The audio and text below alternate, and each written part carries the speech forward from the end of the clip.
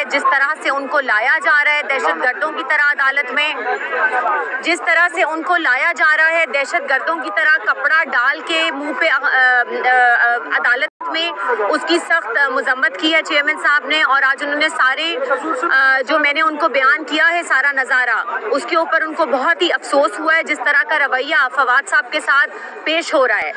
بچیوں کو نہیں ملنے دیا جا رہا. ریزولوشن پاس کی گئی ہے چیئرمین صاحب کی طرف سے، سیکرٹری جنرل صاحب کی طرف سے، شاہ صاحب کی طرف سے کہ جی بچیوں کو ملنے کا ایٹ لیسٹ ان کو حق دیا جائے، جو کہ ایک کی عمر 6 سال ہے اور 4 سال ہے.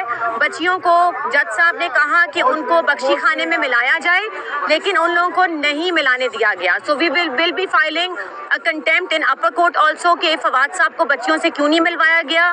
اور میری ابھی بھی چیف جسٹس آف پاکستان سے یہی ریکویسٹ ہے، یہی التجا ہے کہ اس کے اوپر سو موٹو لیں اور جس قسم کا یہ تشدد فواد صاحب پہ کر رہے ہیں اس کو روکا جائے. Thank you.